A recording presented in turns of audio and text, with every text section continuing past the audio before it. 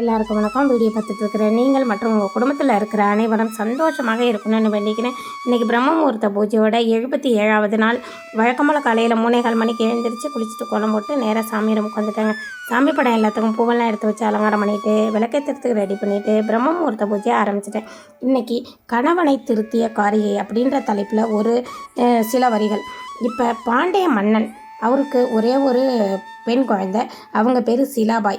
இவங்க சின்ன வயசுலேருந்தே மிகுந்த புத்திசாலியாக இருக்காங்க.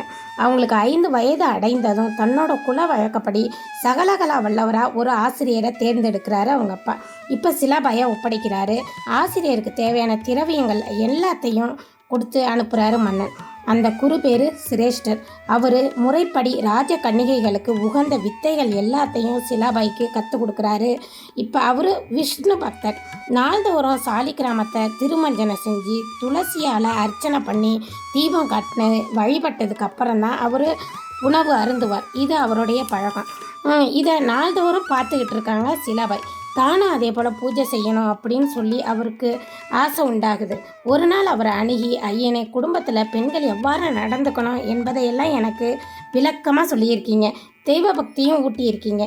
எனக்கும் ஒரு சாலிக்கிராமத்தை அழித்து வழிபடும் முறையை கற்றுக் கொடுங்க அப்படின்னு சொல்லி கேட்குறாங்க. அதுக்கு குரு சரின்னு சொல்லி, நீ விரும்புகிறதால இதோ இந்த சாலிக்கிராமத்தை பெற்றுக்கோ அப்படின்னு சொல்லி கொடுக்கறதோடு வழிபடும் முறையவும் கற்றுக் கொடுக்குறாரு. குழந்தாய், நீ உள்ளன்போடு இதை பூஜித்து வந்தால் உனக்கு சகல சௌபாக்கியங்களும் ஏற்படும் அப்படின்னு சொல்லி கொடுக்குறாரு. மிகுந்த மகிழ்ச்சி அடைகிறாங்க சிலாபாய். அப்போ அந்த சாலிக்கிராமத்தை ஒரு அழகிய பெட்டியில் வச்சுக்கிட்டு நாள்தோறும் தவறாமல் வழிபட்டு வராங்க. அவங்களோட பயிற்சி காலம் முடியுது. சிலாபாயை அழைச்சிட்டு போய் அரண்மனையில் சேர்க்கிறாரு குருநாதர். அவங்களோட அழகையும் அறிவோட மலர்ச்சியையும் தெய்வ பக்தியவும் கண்டு வியந்து போகிறாரு மன்னனும் அவங்களோட தாயும். இப்போ அவங்களுக்கு உற்ற வயதில் சிறந்த வரன் தேடி வெகு விமரிசையாக திருமணம் செஞ்சு வைக்கிறாங்க. பின்னர் ஏராளமான சீர்வரிசையோட அவங்கள கணவன் வீட்டிற்கு அனுப்பி வைக்கிறாரு மன்னன். அப்போ அவங்க அங்கே நடந்து கொள்ள வேண்டிய விதத்தை பற்றியும் புத்திமதிகள்லாம் சொல்லி அனுப்புகிறாங்க. இப்போ பெண் மாப்பிள்ளை மற்றும் உறவினர்கள் எல்லாரும் வரிசையாக பல்லக்கில் சென்றுக்கிட்டே இருக்காங்க. இடைவெளியில் ஒரு சிற்ற ஆறு குறுக்கிடுது. அங்கே எல்லாரும் இறங்கி கொஞ்ச நேரம் பரிகாரம் செஞ்சுட்டு போகலாம் அப்படின்னு சொல்லிட்டு இறங்குறாங்க. இப்போ சிலாபாய் மற்ற அந்த ரம்மியமான காட்சி அவங்களோட மனசை ரொம்ப கவருது. அதனால் மற்றவங்க எல்லாரும் சிரித்து மகிழ்ந்து ஆற்றில் இறங்கி நீந்தி விளையாடி மகிழ்ச்சியாக இருக்காங்க. சிலாபாயோ ஒரு அடர்ந்த மரத்துக்கு அடியில் அமர்ந்து தன் பூஜை பெட்டியை திறந்து வச்சுக்கிட்டு அதில் இருக்கிற சாலிகிராமத்தை வெளியில் எடுத்து வச்சு திருமஞ்சனம் செஞ்சு துளசியால் அர்ச்சித்து தீபங்கள் காட்டி 16 வகையான உபச்சாரங்களும் செய்து ஆராதிக்கிறாங்க. அவங்க அப்படி பூஜித்து பெட்டியை மூடி வைக்கவும் அவங்க கணவன் அங்கே வரவும் சரியாக இருக்குது. அங்கே எல்லாரும் சிரித்து பேசி விளையாடிக்கிட்டு இருக்க இவள் இப்படி இங்கே இருக்காளே அப்படின்னு சலிச்சுக்கிறாரு அந்த கணவன். இப்போ சிலாபாயோ தன் கணவன் அங்கே கண்டதும் எழுந்து வணங்கி மற்றவங்க இருக்கிற இடத்துக்கு நேராக போகிறாங்க. இப்போ கணவன் ரொம்ப ஆத்திரத்தோட அந்த பூஜை பெட்டியை திறந்து அதற்கு உள்ளே இருந்த சாலிக்கிராமம் மற்றும் பூஜா திரவியங்கள் எல்லாத்தையும் வாரி எடுத்து யாருக்கும் தெரியாமல் ஆற்றில் எரிஞ்சிட்டான். அப்போ சற்று பொழுது சாய தொடங்குது. அவரவர் புறப்பட தொடங்குறாங்க. சிலாபாயும் தன்னோட பூஜை பெட்டியோட பல்லக்கில் ஏறிக்கிட்டாங்க. மெல்ல மெல்ல நகரத்தை அடைஞ்சாச்சு. எல்லாரும் உறங்குறாங்க. அனைவரும் சிலாபாய் மறுநாள் காலையில் எழுந்து நீராடிட்டு வந்து பூஜை பெட்டியை திறந்து பார்க்குறாங்க. அதில் ஒன்றுமே இல்லை. தவிச்சு போகிறாங்க. பூஜை பெட்டி அவங்கக்கிட்ட தான் இருந்துச்சு. அப்படி இருக்க யாரை போய் விசாரிக்கிறது அப்படின்னு கலங்கி போகிறாங்க.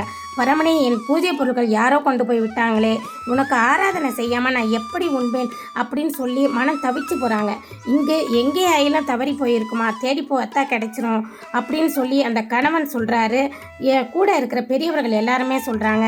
சிலாபாய் அதற்கெல்லாம் செவி சாய்க்கலை. பூஜை இல்லை, உணவும் இல்லை அப்படின்னு சொல்லி 1 நாள் 2 நாள் அப்படின்னு 5 நாள் கழியுது.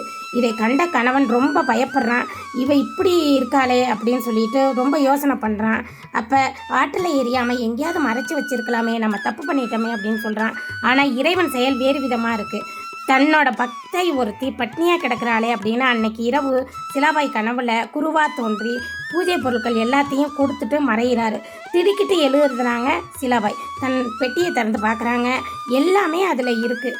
ரொம்ப சந்தோஷமாக இருக்காங்க. உடனே காலையில் எழுந்திரிச்சு நீராடிட்டு பூஜைக்கு ரெடி ஆகுறாங்க. ஆனால் பூஜை செய்கிறதுக்கு முன்னாடி கணவனை வணங்கிட்டு தான் பூஜையை ஆரம்பிக்கணும். ஆனால் கணவன் நான் எரிஞ்ச ஆற்றங்கரையில் போய் தேடிட்டு திரும்ப எங்கேயும் கிடைக்காம மனசு உடைஞ்சி ஊருக்கு வந்துக்கிட்டு இருக்காரு. இப்போ பூஜைக்கு எல்லாம் ரெடியாக இருக்கவும், இதோ உன்னுடைய கணவன் வந்துடுவான், அதற்காக காத்துட்டு இருக்காத, சீக்கிரமாக பூஜையை முடிச்சுட்டு சாப்பிட்ற வழியை பாரு அப்படின்னு பெரியவர்கள்லாம் சொல்கிறாங்க. ஆனால் பூஜை செய்யறதுக்கு சில நிமிஷத்துக்கு முன்னாடி கணவனும் வந்து சேர்றான். அங்கே இருக்கிற அலங்காரங்கள் பொருட்கள் எல்லாத்தையும் பார்த்த உடனே பயந்து ரொம்ப பக்தியோடு இருக்கான். நம்ம ஆற்றுல எரிஞ்ச எல்லாமே இங்கே இருக்க சாலி கிராமங்கள் பூஜா திரவியங்கள் எல்லாமே அதை கண்டு பயப்படுறான். தன்னுடைய மனைவி சிலாபை உண்மையான பக்தை தான் அப்படின்னு மனம் உருகி போகிறான். கண்மூடி துதிச்சுக்கிட்டு இருந்த சிலாவை அப்போ தான் கண் திறந்து பார்க்குறாங்க. எதிர கணவன் இருக்கிறத பார்த்ததும் நாணத்தலை முகம் சிவக்குது. பாதங்களில் வணங்கி அவனையும் தன்னோட பக்தியில் மலர செய்கிறாங்க. பூஜையை தொடங்குறாங்க. செய்கையை கண்ட கணவன் மனம் அடியோடு மாறிடுச்சு. அவனும் அவங்களோட சேர்ந்து மிகுந்த பக்தியுடன் பூஜை செய்ய தொடங்குறான். அதன் பிறகு அவங்க 2 பேரும் பக்தி பரவசத்தில் ஈடுபட்டு அரசை நல்ல விதமாக நடத்துகிறாங்க.